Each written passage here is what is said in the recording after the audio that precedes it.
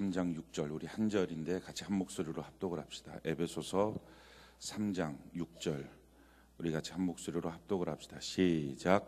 이는 이방인들이 복음으로 말미암아 그리스도 예수 안에서 함께 상속자가 되고 함께 지체가 되고 함께 약속에 참여하는 자가 됨이라. 아멘. 오늘 신본주의 공동체 훈련 네 번째 시간입니다. 이기주의와 개인주의를 조심하라 라는 제목으로 하나님 말씀 증거하겠습니다. 우리가 이번 한 주간 성탄의 귀한 기쁨 가운데 복음을 증거하고 또 성도 간에 서로 귀하게 사랑하고 아끼고 또 축복해주는 시간들을 우리가 갖고 있습니다. 각 셀마다 또 교회 학교 반마다 이렇게 축복송의 일들이 진행되는 모습을 보면서 참 얼마나 감사한지 모릅니다. 또 전도 대상자들에게 복음을 증거하는 일들이 있는 모습들을 보면서 참 감사합니다. 우리가 복음을 증거하는 데 있어서 세 가지 복음을 증거를 하는 것입니다. 제일 첫 번째 복음은 예수님의 복음. 그래서 예수님이 2000년 전에 오셔서 우리의 모든 죄를 짊어지시고 죽으시고 부활하시고 이것을 믿기만 하면 구원을 받는다. 할렐루야. 이것이 귀한 복된 소식이죠. 이 복음을 증거하는 것입니다. 두 번째 복음은 나의 복음을 증거하는 것입니다. 그 예수님을 믿음으로 내 삶이 내 마음이 이렇게 바뀌어졌습니다. 예수 믿기 전, 예수 믿게 된 계기, 예수 믿고 난 다음에 내 삶의 모습, 이렇게 나의 복음을 증거하는 것입니다. 우리가 성경을 보면 사도 바울이 예수의 복음, 나의 복음 이렇게 두 가지로 설명하는 것을 볼 수 있습니다. 세 번째 증거해야 될 것은 교회의 복음입니다. 우리가 섬기고 있는 이 교회 공동체가 어떤 곳인가 이것을 증거하는 것입니다. 우리 교회는 성경적 교회를 꿈꾸고 있습니다. 아멘이십니까? 이걸 수시로 말하는 것은요, 우리가 다 외우자는 것입니다. 저 혼자 하는 게 아니라 다 외우자는 거죠. 성경적 교회의 기본 틀은 매일 성경 통독 큐티를 통해서 하나님과 동행하는 삶을 사는 것입니다. 오늘도 내일도 우리 주님 앞에서는 그날까지 큐티하기를 바랍니다. 자, 오늘 저는 큐티했어요. 아침에. 자, 손을 한번 들어볼까요? 아유, 할렐루야, 감사해요. 감사해요. 예, 손을 내려주시고요. 우리가 이렇게 큐티하는 삶을 사는 것. 큐티의 가장 중요한 것은 그냥 큐티가 숙제가 아니라 하나님의 말씀을 보고 하나님의 뜻을 알고 그리고 하나님과 동행하는 그 시간을 기뻐하는 것. 그래서 내 삶의 전체가 하나님과 동행하는 삶으로 바뀌어지는 것입니다. 이렇게 매일 성경 통독 큐티를 하면서 기도하는 것이 필요하고 강단의 말씀과 균형을 이루어서 말씀의 강자가 되는 것이 필요합니다. 두 번째 우리 성경적 교회를 이루는 틀은 평신도 목양입니다. 한 사람의 영혼을 책임지려고 그러고 기도하고 섬기다 보면 자기 자신이 하나님의 성품으로 바뀌어집니다. 영적 책임감이 있어야 바뀌어집니다. 남자들이 언제 철이 드냐면은 아버지라고 하는 의식을 가질 때부터 철이 듭니다. 그 전까지는요 나이가 몇 살이든지 간에 철이 없습니다. 그런데 아버지라고 하는 의식, 내가 내 가정을 책임지고 내 자녀를 책임져야 되겠다 하는 의식을 가질 때부터 그때부터 생각이 달라지고 태도가 달라집니다. 성도도 마찬가지예요. 자기 혼자 있을 때는 좀 철이 없을 수 있어요. 그런데 내가 누군가를 책임져야 되는 사람이다라는 것을 느끼기 시작할 때 그럴 때 영적으로 성숙합니다. 전도하고 양육하다 보면 성숙하는 이유가 여기에 있습니다. 전도하다 보면 그 영혼을 향해서 기도하고 모시고 오려고 그러고 애쓰고 또 양육하고 이러면서 자기의 신앙이 성장합니다. 우리 셀장님들이나 교사 선생님들이 신앙의 성장이 급성장하는 이유는 바로 여기에 있습니다. 이게 평신도 목양입니다. 이제 우리가 이번 주서부터 시작되는 우리 봉사 팀장님들의 사역을 통해서 또 귀한 봉사 팀장님들이 잘 은혜 가운데 세워지게 될 것입니다. 이것은 교회 안에 있는 일부 리더들의 문제가 아니라 사실 모든 성도들이 다 이런 영적 책임감을 갖는 것입니다. 성경은 우리를 향해서 왕 같은 제사장, 아멘이십니까? 세상을 향한 책임감을 가지라는 것입니다. 최소한 세상까지 우리가 가지 않더라도 우리 가정에 대한 책임감을 갖기를 바랍니다. 아멘이십니까? 한번 두 주먹을 불끈 짚고 이렇게 해보는 내 가정을 지키자. 내 가정을 구원시키자. 아멘이십니까? 우리 가정 안에 우리 자손들 가운데 단 한 명이라도 지옥 가는 자손 없도록 가정을 지키고 하나님의 사람으로 세워가서 신앙의 명문가문, 축복의 명문가문으로 세워지는 은혜가 있기를 바랍니다. 육적으로 성장할 뿐만 아니라 영적으로도 성장시키는 그런 평신도 목양이 우리 교회의 가장 중요한 틀입니다. 세 번째 틀은요, 신본주의 공동체를 이루는 것입니다. 우리가 공동체를 이룰 때 그냥 모이는 사람들이 아니라 하나님 중심의 공동체를 이루는 것입니다. 이 신본주의 공동체를 이루기 위해서 우리가 지금 네 번째 시간 오늘 갖고 있는데 제일 첫 번째 시간이 혹시 기억나시나요? 오, 감사해요. 할렐루야. 성과주의를 조심하라. 성과주의의 핵심 무엇입니까? 모든 일은 결과가 아니라 열매에 집중해야 된다. 아멘이십니까? 사랑과 희락과 화평, 충성, 인내, 자비, 온유, 절제. 한 가지가 뭐죠? 오직 성령의 열매는 사랑, 희락, 화평. 오직 성령 사랑, 인내와 자비와 양성, 충성과 온유와 절제. 이걸 찬양을 해야 왜 외워지지? 9가지거든요. 9가지. 그러니까 이 열매를 맺는 거에 집중하는 것입니다. 어떤 결과를 내는 게 아니라 우리의 모든 결과, 최고의 결과, 최고의 보상은 하나님이 우리에게 천국에서 주실 줄로 믿습니다.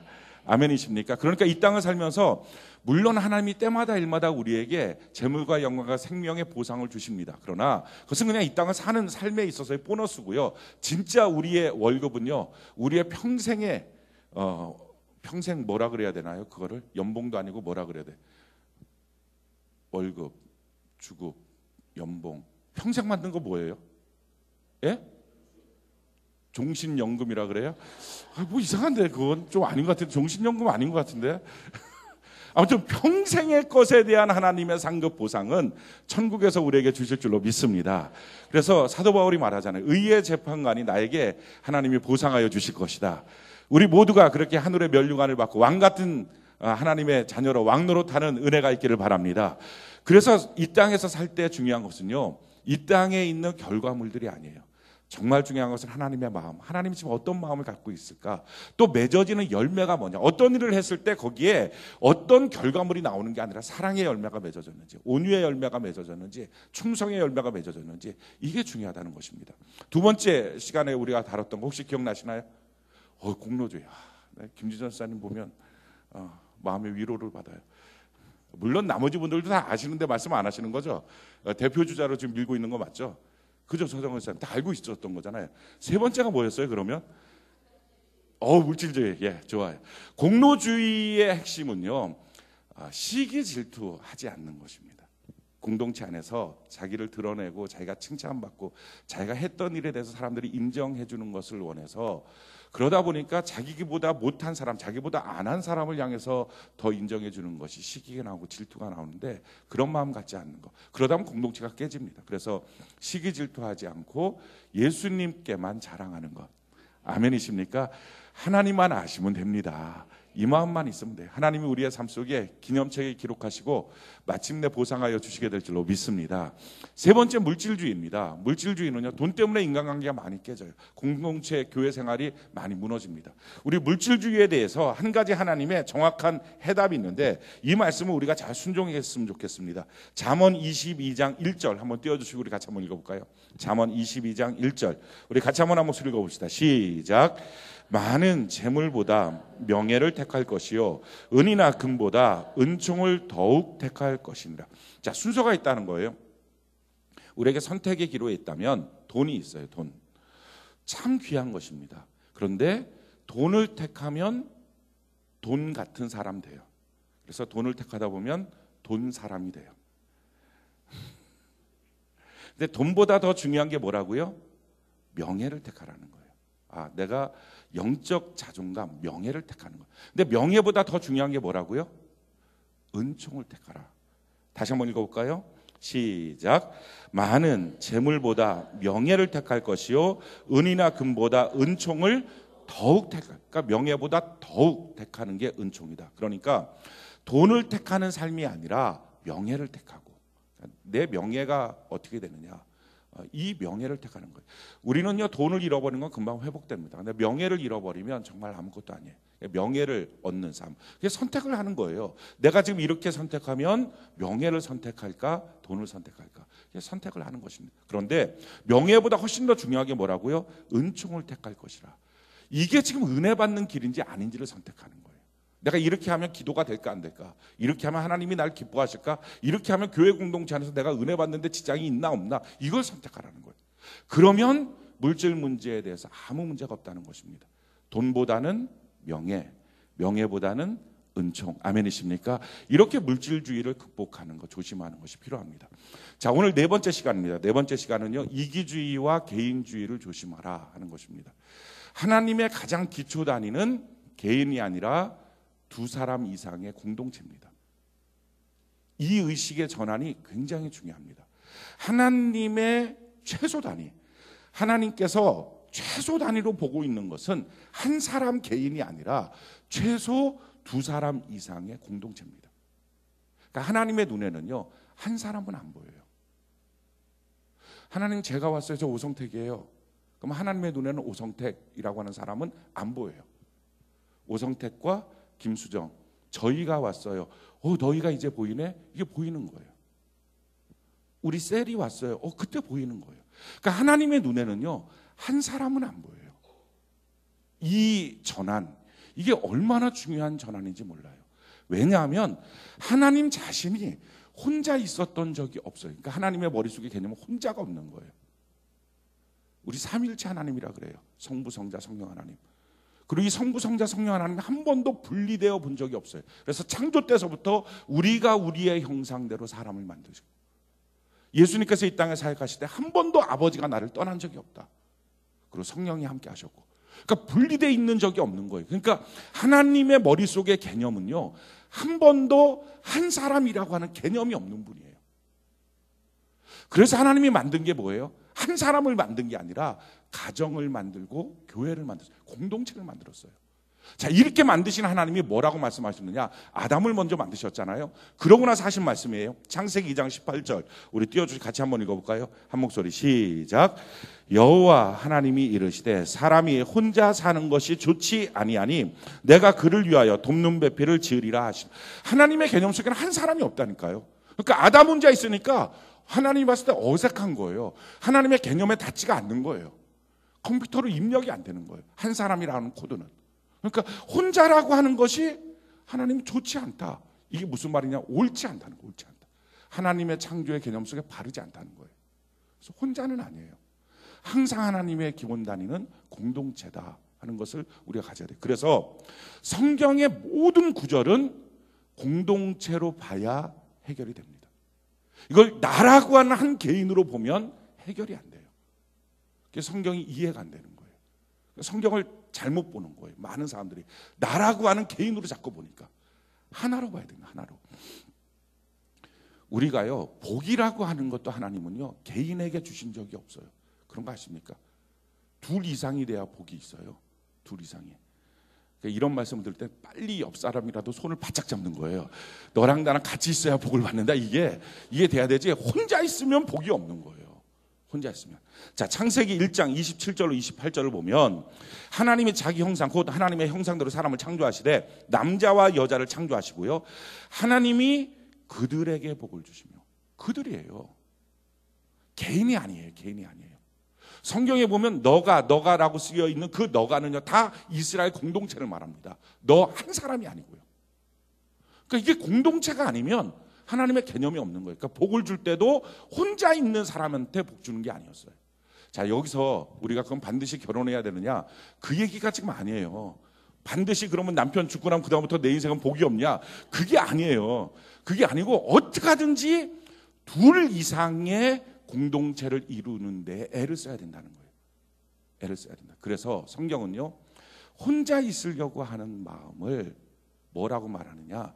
마귀 마음, 육체적 마음, 죄의 본성이라고 말해요. 아주 극단적으로 표현합니다.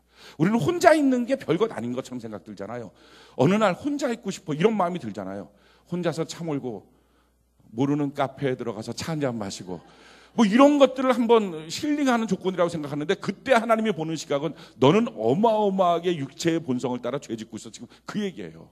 혹시 마음이 흔들리거든 옆 사람을 손을 잡고 셀장님과 같이 가서 커피를 마시는 거예요. 그러면 죄는 짓는 게 아닌 거예요. 자, 성경이 뭐라고 말하는 갈라디아서 5장 19절로 20절을 보면 육체의 일은 현저하니, 육체의 일이에요. 현저하니 음행, 더러운 것, 호색. 자, 이런 나열되어 있는 아주 악한 것들이죠. 음행, 더러운 것, 호색, 우상숭배. 굉장히 악한 거잖아요. 주술, 원수매는 주술하는 거 막 그 부적 붙이고 이런 거, 분쟁, 시기, 분냄, 당짓는 것에 뭐가 포함이 됩니까? 분열함. 혼자 있는 거, 분열함. 무리로부터 분리되는 거. 이게 지금 같은 레벨의 죄예요. 그 옆에 나오는 게 뭐예요? 이단. 그러니까 이단과 같은 레벨이에요. 혼자 있기 원하는 거. 그러니까 어떤 경우에도 혼자 있으려고 하는 마음은 마귀가 틈타는 마음이다. 잠언 18장 1절 우리 같이 한번 읽어볼까요? 시작. 무리에게서 스스로 갈라지는 자는 자기 소욕을 따르는 자라 온갖 참 지혜를 배척하느니라. 이게 무리에게서 홀로 분리되는 사람은 지혜가 없는 사람이 된다 하는 것입니다. 그렇기 때문에 하나님의 개념에는요, 혼자라고 하는 개념이 없는 거예요. 하나님 본인 스스로도 그렇고, 성경의 모든 원리는 같이가 돼 있어요. 함께가 돼 있어요. 오늘 성경 말씀도 뭐라고 말합니까? 에베소 3장 6절에 보니까 이는 이방인들의 복음으로 말미암아 그리스도 예수 안에서 함께 상속자가 되고요, 함께 지체가 되고요, 함께 약속에 참여한 자가 됩니다. 함께 하나님이 약속하시는구나. 다른 말로 바꾸면 비전도 혼자 받는 게 아니에요. 혼자 받는 비전은 완성된 비전이 아니에요. 그 비전을 같이 동역할 누군가 같이 받는 거예요. 그래야 그때부터 비전이 완성돼요. 제가 영광스러운 교회에 대한 하나님의 비전을 받았어요. 근데 이것을 저 혼자 계속 받고 있다면 그럼 그 비전은 완성된 게 아니에요. 내 아내와 같이 나누고, 우리 사역자들 같이 나누고, 우리 셀장들 같이 나누고, 우리 교사들과 같이 나누고, 이제 앞으로 봉사팀장들과 같이 나누고. 이게 지금 뭐 하는 거죠? 비전이 구체화되고 있는 과정이에요. 혼자 있는 비전은 비전이 아니에요. 약속도 같이 받아야 돼요. 자, 그것뿐만 아니에요. 우리가 가장 개인적인 신앙적 행위라고 생각하는 것 중에 한 가지가 기도입니다. 근데 성경은 그 기도를 향해서도 이렇게 말해요. 마태복음 18장 19절로 20절 같이 한 목소리 시작. 진실로 다시 너희에게 이르노니 너희 중에 두 사람이 땅에서 합심하여 무엇이든지 구하면 하늘에 계신데 아버지께서 그들을 위하여 이루게 하시리라. 두세 사람이 내 이름으로 모인 곳에는 나도 그들 중에 있느니라. 아멘. 기도라고 하는 것 굉장히 개인적인 일인 것 같아요. 그래서 혼자 기도원 올라가고 혼자 산에 올라가고, 자, 우리가 그런 일들을 많이 합니다. 그런데 사실 이 개인적인 일인 것 같은, 개인적인 신앙인 것 같은 기도도요, 2명 이상이 돼야 하나님이 들으시는 거예요. 그래서 최소한 공간적으로 2명이 같이 안 있어도 기도 제목을 나누어야 합니다. 이번에 이런 문제 갖고 기도하려고 그래요. 우리 셀장님, 우리 세러님들 같이 저를 위해서 기도해 주세요. 제가 몇 시쯤에 기도하려고 그래요. 그럼 그 시간에 다른 공간에 있어도 같이 한마디라도 기도해 주는 거예요. 우리 밴드를 통해서 참 너무 귀한 것이 이것입니다. 아마 셀 밴드에서도 그런 일들이 있으리라고 저는 생각을 하는데, 우리 셀장 밴드나 아니면 교사 밴드나 봉사팀장 밴드에 보면 여러 가지 기도 제목들이 가끔 올라와요. 긴급 기도 제목 요청합니다 하고 올라와요. 그럼 거기에 댓글이 쫙 붙어요. 예, 기도합니다. 기도하겠습니다. 지금 기도 중입니다. 막 올라와요. 이게 하나님이 보시는 거구나. 이게 하나님 보시는 거구나. 그러니까 같이 하는 거예요. 기도도 같이 해야 응답받아요. 혼자 하는 기도는 응답이 없어요. 왜냐하면 하나님의 개념 속에서는 개인이 없어요. 그러니까 혼자 하는 무엇인가는 하나님을 컴퓨터로 놓고 본다면 입력이 안 돼요. 입력 코드가 그건 안 되는 거예요. 뿐만 아니라요, 생명의 은혜를 받는 것, 우리가 은혜 받는 것도요, 혼자 받는 것 같잖아요. 아니에요. 은혜도 둘 이상이 돼야 받아요. 베드로전서 3장 7절 우리 같이 한번 읽어볼까요? 시작. 남편들아, 이와 같이 지식을 따라 너희 아내와 동거하고 그를 더 연약한 그릇이요 또 생명의 은혜를 함께 이어받을 자로 알아 귀히 여기라. 이는 너희 기도가 막히지 아니하게 하려 함이라. 은혜도 함께 받는 거라니까요. 그래서 은혜를 받는데 혼자 받는 게 아니에요. 혼자 받는 은혜는 성경적 은혜가 아니에요. 자기 혼자 감정의 도발일 뿐이에요. 얼마나 성경이, 그러니까 혼자라고 하는 개념으로는 성경은 하나도 안 풀려요. 근데 많은 사람들이 이 성경을요, 혼자라고 하는 개념으로 보는 거예요. 이게 말이 안 되게 성경을 보니까 성경이 이해가 안 되는 거예요. 우리 인생 사는 것도 마찬가지예요. 전도서 4장 9절 12절에 보면요, 두 사람이 한 사람보다 나음은 그들이 수고함으로 좋은 상을 얻을 것임이라. 혹시 그들이 넘어지면 하나가 그 동물을 붙들어 일으키려니와 홀로 있어 넘어지고 붙들어 일으킬 자가 없는 자에게는 화가 있으리라. 또 두 사람이 함께 놓으면 따뜻하거니와 한 사람이 어찌 따뜻하랴. 우리 12절 같이 한번 읽어볼까요? 시작. 한 사람이면 패하겠거니와 두 사람이면 맞설 수 있나니 세 겹줄은 쉽게 끊어지지 아니하느니라. 그러니까 세상 사는 원리를 하나님이 정해놓으셨는데요, 혼자는 다 망하는 거예요. 사업 혼자 하지 마세요. 남편이 사업하면 아내와 같이 하세요. 공유하세요. 목회 혼자 하지 마세요. 아내와 공유하세요. 여러분들 사역 혼자 하지 마세요. 아내나 남편, 배우자 또는 자녀의 중보 기도를 받아야 돼요. 그래야 이루어지는 거예요. 혼자 하는 사역, 혼자 하는 사업, 혼자 하는 인생은 패하는 거예요. 그래서 우리가 가족 구원에 생명을 거는 이유는요, 가족 구원이 되기 전까지 사실은 가정 안에서의 하나님의 역사는 아직 이루어지지 않은 거예요. 마찬가지로 우리 공동체 안에서 이 하나됨이 없이 신앙생활 할 때 그냥 혼자 나와서 예배대로 혼자 가는 사람들이 있어요. 굉장히 안타까운 거거든요. 그냥 없는 거예요. 아무것도 하나님 앞에는 없는 존재가 되는 거예요. 한 사람이면 패하는 거예요. 두 사람이면 맞설 수 있어요. 그래서요, 가정 안에 어떤 문제가 생기면 제일 처음 해야 될 거 있어요. 결심해야 될 게 있어요. 어떤 경우가 돼도 싸우지 말자. 이 결심해야 돼요. 싸우면 그 문제는 끝난 거예요. 한번 두 주먹을 붙건 짚고 문제가 있을 때 어떤 경우라도 싸우지 말자. 아멘이십니까? 싸우지 않는 거예요. 어떤 경우라도 싸우지 않는 거예요. 그러니까 뭘 얘기하면 예전 같으면 왜 그래? 이렇게 하면 이제 서로 티격태격 할 수 있는 상황이 될 수 있잖아요. 그러니까 뭘 얘기하면 맞아, 그러네. 그렇게 얘기하는 거예요. 맞아, 그러네. 맞아. 진짜. 똘똘하네. 이렇게 계속 얘기해 주는 거예요. 절대 싸우지 않는 거. 어떤 경우라도 싸우지 않는 거. 옳으네. 맞는 얘기네. 문제가 있을 때. 근데 마귀는요, 문제가 있으면 싸우게 만들어요. 마음을 공고하게 만들어서 문제만 있으면 싸우게 만들어요. 그래서 계속 망하는 거예요. 한 사람은 패하게 하는 거예요. 혼자 일하게 만들어요. 어떤 경우라도요, 함께 있는 거. 문제만 터지면 어떻게 하든지 평상시에 싸우다가도 휴전 선포하고 싸우지 않는 것. 이게 가장 중요해요. 우리 성장도 마찬가지예요. 함께 하는 거예요. 에베소서 2장 20절로 22절에 너희는 사도들과 선지자들의 터 위에 세우심을 입은 자라 그리스도 예수께서 친히 모퉁이 돌이 되셨느니라.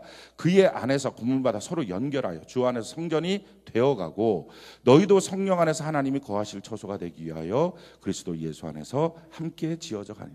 우리가 성장하는 것, 신앙이 성숙하는 것도요, 혼자 성숙하는 게 아니에요. 가끔가다 보면 혼자 성숙했다고 얘기하는 사람이 있어요. 교회 공동체 안에서 난 다 알아요.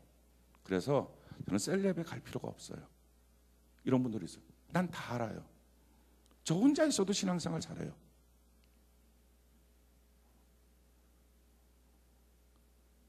하나님 앞에 없는 존재예요. 갑자기 유행가가 떠오르는데 나 같은 건 없는 건가요? 맞아요. 없는 거예요. 없는 거. 혼자는 아니라니까요.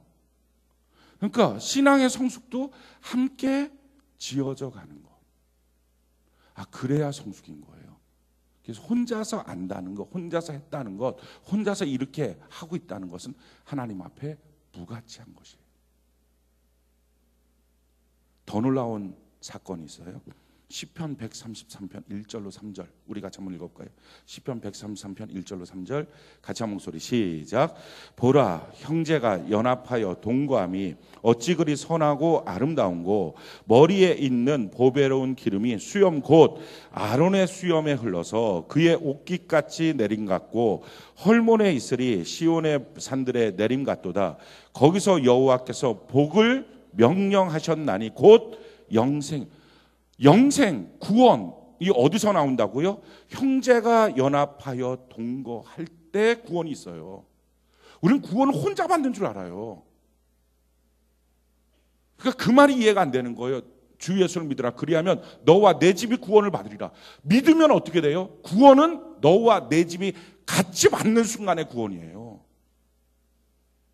근데 자꾸 혼자라고 생각해요. 혼자.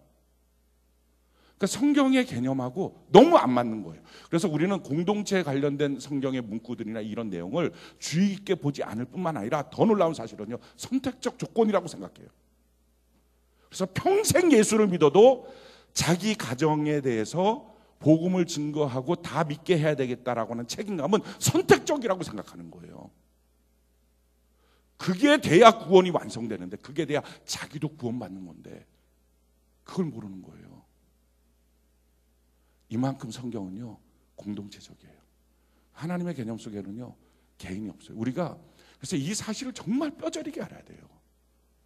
하나님은 개인이 없다는 거. 그때부터 우리 성경을 보는 눈이 달라져요. 제가 성경을 읽다가 보니까 큐티를 하면서 제가 깨닫는 게 제일 처음에 성경을 볼 때는요 그냥 성경을 봤어요. 그러다가 성경에서 하나님의 뜻이 무엇인지를 알기 시작하게 됐어요. 그러다가 성경을 보면서 제 인생 가운데 한번 성경을 보는 눈이 확 바뀐 게 있어요. 그게 뭐냐면 성경을 내 인생의 미래로 보기 시작한 거예요. 내 인생의 미래에 대한 유일한 하나님의 지식으로 본 거예요. 그러니까 성경이 달라져요.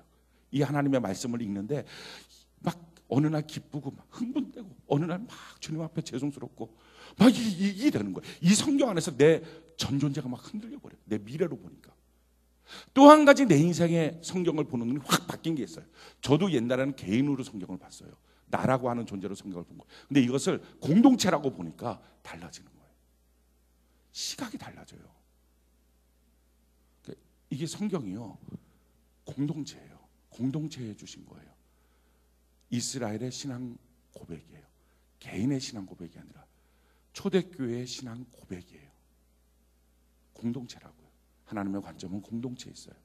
자, 교회 생활도 어떻게 해야 되느냐? 혼자 하는 게 아니에요.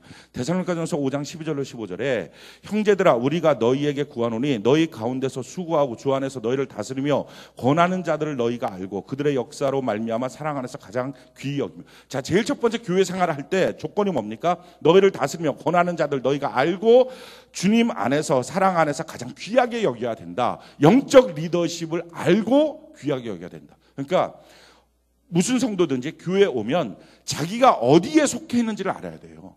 자기 셀장이 누군지를 아는 거예요. 그거 알고 가장 귀히 여기고 주 안에 사랑하고. 자기가 봉사를 택했어요. 봉사팀장이 누군지를 알아야 돼요. 가장 귀히 여기고 사랑하고. 자기가 세종학교에 속해 있어요. 세종학교 담임 목사님 누군지 알고 그걸 가장 귀히 여기고 사랑하고. 그러니까 이렇게 자기 안에서의 신앙생활 할 때 나는 나대로 그냥 내 마음대로 이게 아니라 자기에게 주어진 영적 리더십이 누군지에 대해서 정확하게 아는 것. 아이들 같으면 자기 선생님이 누군지를 아는 것. 사랑하는 성도 여러분, 여러분들 자녀가 있는 반 선생님이 누군지 다 알고 계시죠? 이 서먹한 분위기는 뭐예요 지금? 다 아시나요? 맞아요?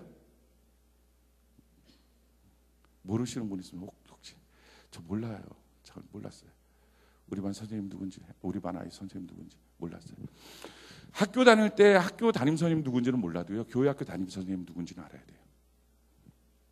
그래서 우리 아이의 영적 리더십이 여기구나. 가장 귀히 여기고. 이게 첫 번째예요. 첫 번째. 그래서 나는 목사님과 상관없이 신앙생활해. 나는 셀장과 상관없이 신앙생활해. 심지어는 셀장이 찾아오면 나 찾아오지 말아요. 나 찾아오면 교회 옮길 거야. 어떡하라고요 이분은 어떻게 해야 돼요? 겁주고. 교사 찾아가면 왜 찾아가요? 전화하면 짜증나니까 전화하지 마라. 우리 교사 선생님들이 막 상처받는 분들이 있어요. 그렇게 하지 말고 막.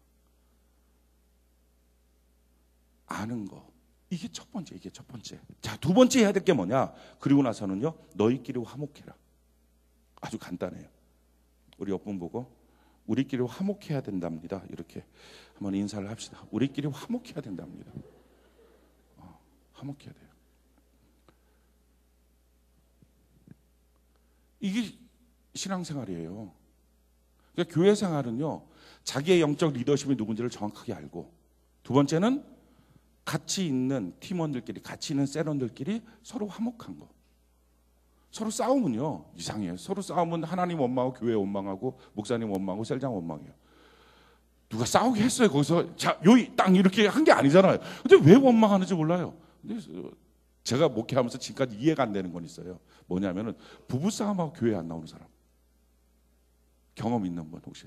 나 부부싸움하고 교회 예배 안 나온 적 있다. 부부싸움하고 속상해서. 여기는 한 분도 없는 거예요? 조사 들어갑니다 이제. 진짜 이상하잖아요. 하나님이랑 싸웠으면 또 몰라요.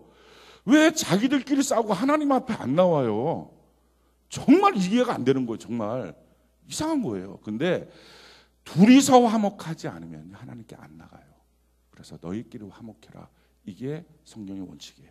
그래서 어떻게 해야 되느냐? 14절에 보니까 또 형제다 너희를 권면하노니 게으른 자들을 권계하며. 자, 이게 무슨 내용들입니까? 그러니까 신앙생활 할 때 자기 혼자서 개인주의로 뭐 나만 하면 되지 뭐, 이기주의로 나만 잘 되면 되지, 난 다른 사람 모르겠어, 그냥 나 혼자 신앙생활 하면 되지 뭐, 그렇게 하는 게 아니라 옆에 게으른 사람 있으면 지목시지 뭐, 이게 아니라 그 게으른 사람을 권계하고 그렇게 하지 마십시다, 우리 같이 합시다, 이 말 하라는 거예요. 그건 누구 딴 사람 영적 리더에게 맡겨놓은 일이 아니라 옆에 같이 있는 사람이 권면해 주라는 거예요.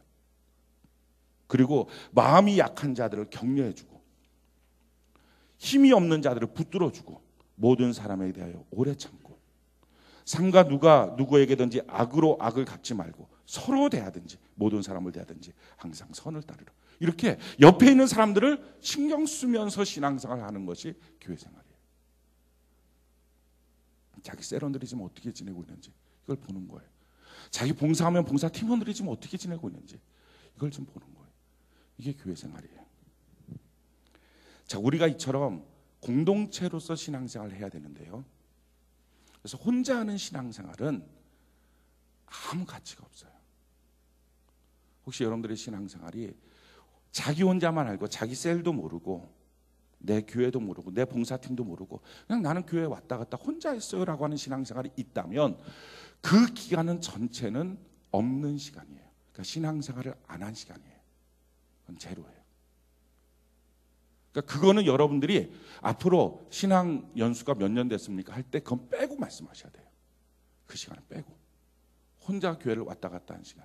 서정훈 사님은 몇 년 신앙생활을 언제부터 하셨습니까? 원래로 얘기하면 보통 언제부터 했다고 얘기하는 거죠? 뭐 제대로가 뭐예요? 근데 뭐가 제대로예요? 처음 교회 나온 게 언제예요? 초등학교 3, 4학년부터 지금까지 계속, 그렇죠? 그럼 초등학교 3, 4학년부터 지금까지 계속 중에서 혼자 그냥 교회를 왔다 갔다 한 것은 언제 내 공동체를 섬겨야 되는구나, 이 사람들 내가 알고 사랑해야 되는구나, 그게 언제부터예요?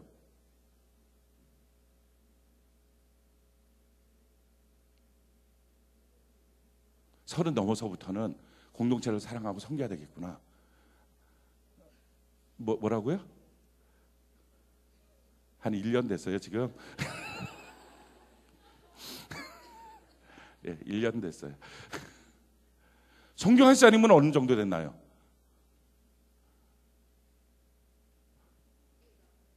서부터 셀이 너무 귀하다 막 이렇게 아닌 거 제가 알거든요.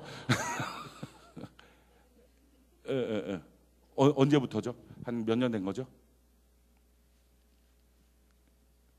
2010년부터는 좋아요. 그러니까 이게 신앙생활이 이제, 그리고 구원받지 않았던 신앙생활은 또 아닌 거잖아요. 태어나서 그거 빼고 그래서 계산하시는 거예요. 그래서 내가 몇 년 신앙생활 했는지, 그러면 내가 신앙생활이 지금 어떻게 열심히 성장해야 되구나. 내 나이가 몇 살인데 내가 주님 앞에 갔을 때 아직도 영적으로 갓난쟁이로 가면 안 되겠구나, 이 생각들을 해야 돼요. 신앙생활은요 이렇게 공동체로 이루어져서 할 때 이게 신앙생활이에요. 자, 그러면 가장 중요한 원리를 우리가 성경에서 보면 믿음, 소망, 사랑 이 세 가지는 항상 있을 것인데 그 중에 제일은 뭐죠? 사랑이니라. 사랑이라고 할 때 우리가 깨닫게 되는 것은요, 사랑은 절대 혼자서 못하잖아요. 누군가 있는 거예요. 하나님은요 우리 신앙의 가장 중요한 조건을 말할 때 사랑이라고 말했어요. 누군가 있는 거, 누군가와 같이 경험해야 되는 것, 이게 신앙이 가장 좋은 거예요. 믿음도 소망도 어쩌면 혼자 할 수 있다고 착각할 수 있어요. 사실은 성경에 보면요 믿음도 소망도 혼자 못해요. 그런데 이걸 사람들은요 혼자 할 수 있다고 착각할 수 있거든요. 그래서 아예 하나님이 사랑이야 라고 정해놓은 거예요. 혼자 못하는 거. 또 한 가지는요, 우리가 하나 되지 않으면 하나님은 우리의 모든 것을 하나도 받지 않아요. 이게 참 중요한 거예요. 나의 기도도. 그래서 누구와 싸우고 나면 그 기도는 받지 않아요.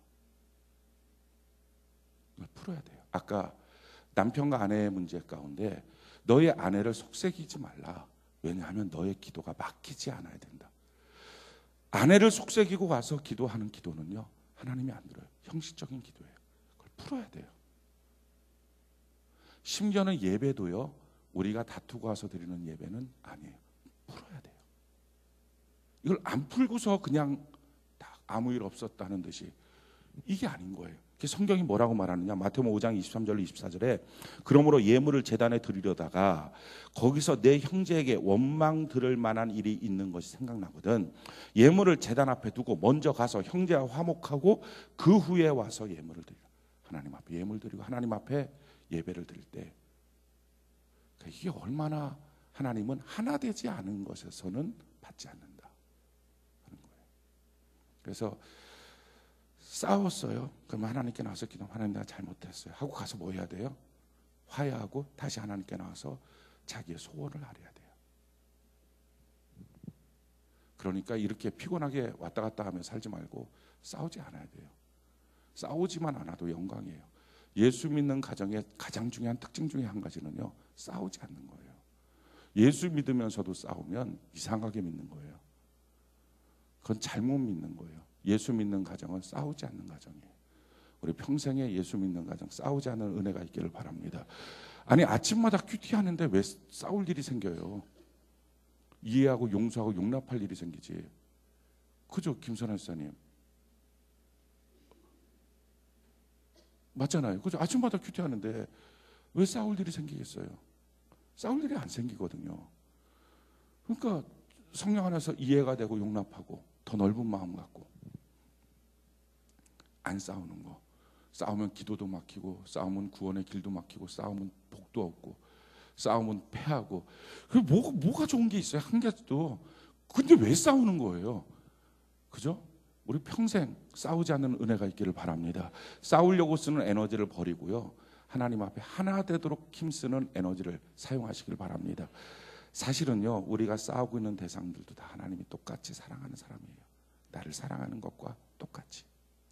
나만 사랑받는 게 아니라 그 사람도 똑같이. 그래서 그 사람이 아파하면 하나님이 아파해요. 근데 그 사람 아프게 해놓고 하나님께 나와서 하나님 복 주세요. 그럼 하나님 그럴, 내가 너무 아프다 그럴 거예요. 싸우지 않는 것, 다투지 않는 것. 어떻게 해야 될까? 제일 중요한 첫 번째, 에베소 4장 1절부터 6절까지 보면요, 하나됨을 지키는 것입니다.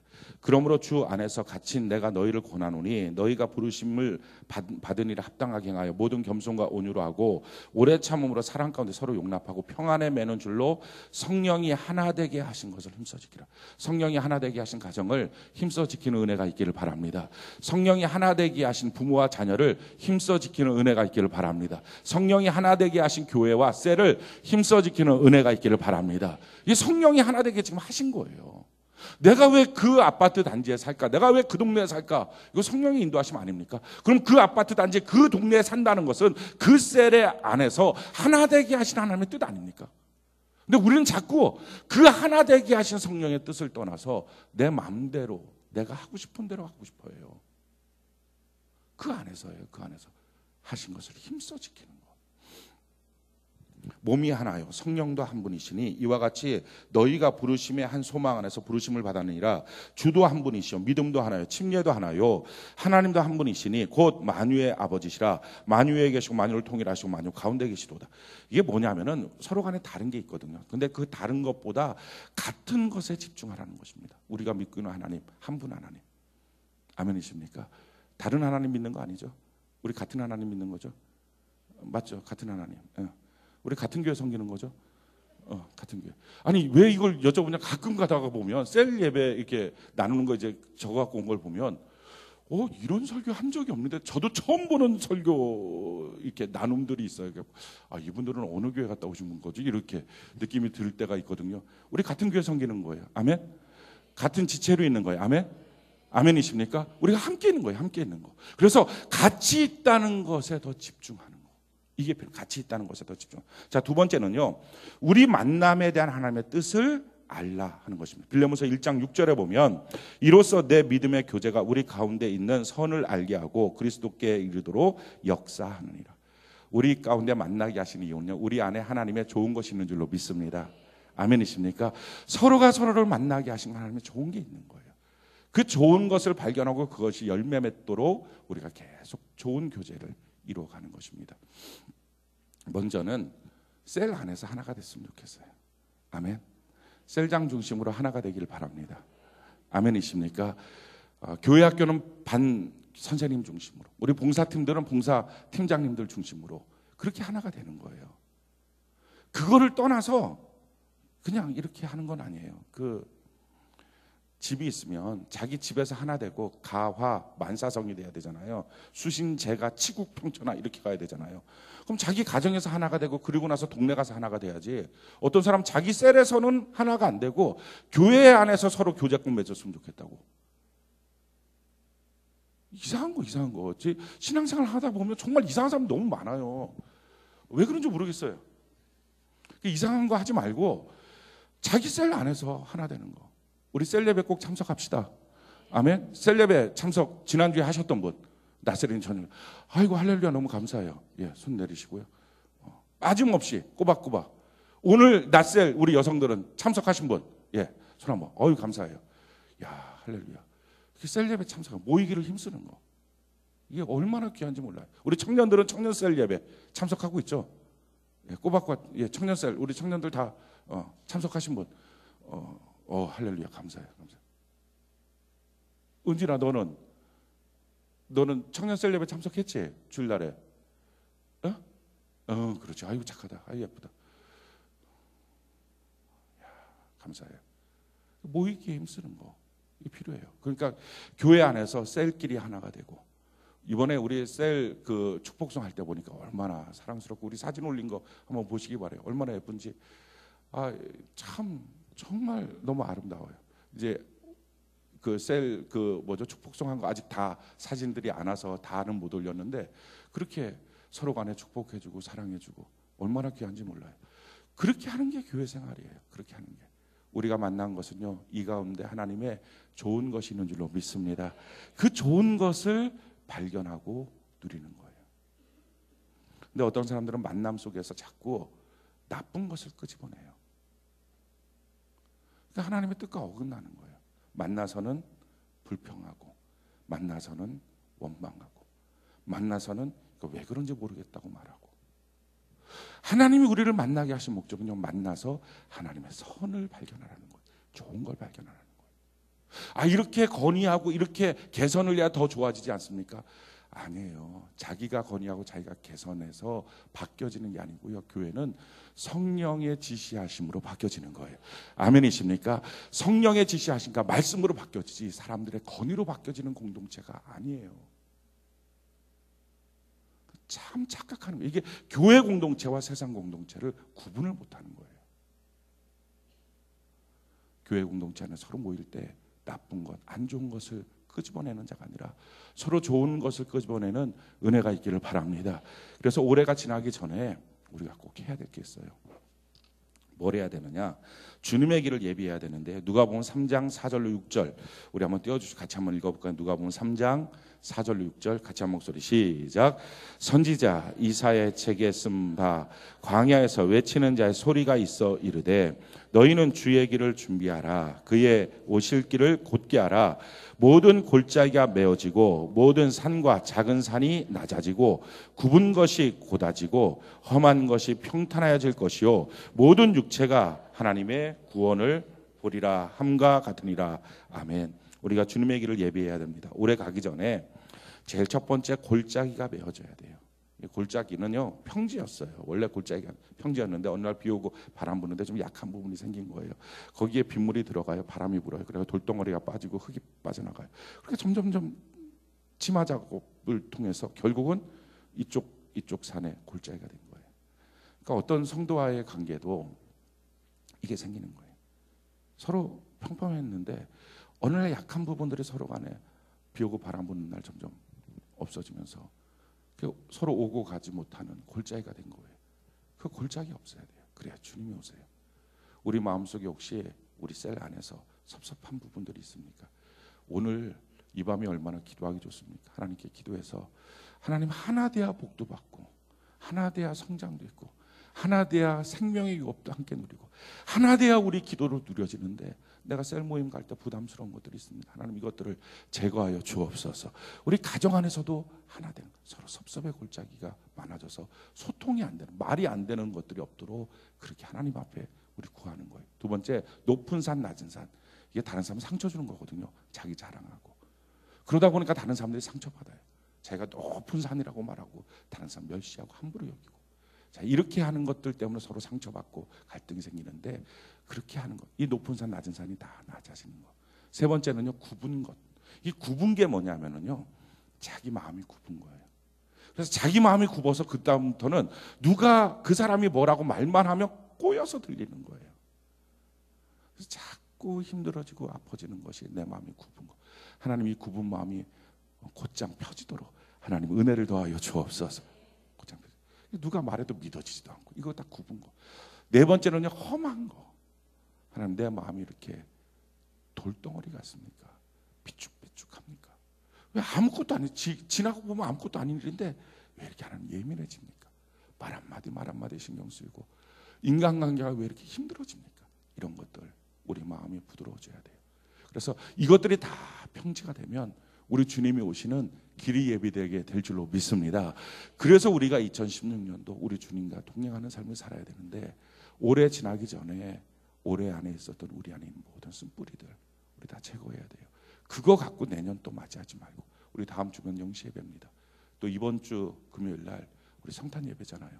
성탄절 예수님의 탄생을 기뻐하는, 찬양하는 그 기쁨의 예배에 참여할 때 이 찌뿌둥하는 이 쓴뿌리들 그대로 감고 어떻게 하나님 앞에 기쁨으로 예배드리겠어요? 오늘 이 밤에 다 제거하고 성령으로 기름 부음 받고 죄와 악은 끊어버리고 하나님 안에 평지가 이루어지는 은혜가 있기를 바랍니다. 우리 교회 공동체가 다 소통의 장이 이루어져서 서로 오고 가고 서로 기쁨이 있고 교제가 있는 은혜가 있기를 예수님 이름으로 축원합니다. 또 여러분들의 가정 안에서도 혹시 이와 같은 골짜기, 아픔들이 있다면 오늘 기도하면서 성령님, 우리 가정을 하나로 만들어서 영적으로 소통이 되고 서로 간의 기쁨의 사랑의 교제가 이루어질 수 있게 해달라고 우리 하나님께 기도하는 은혜가 있기를 바랍니다.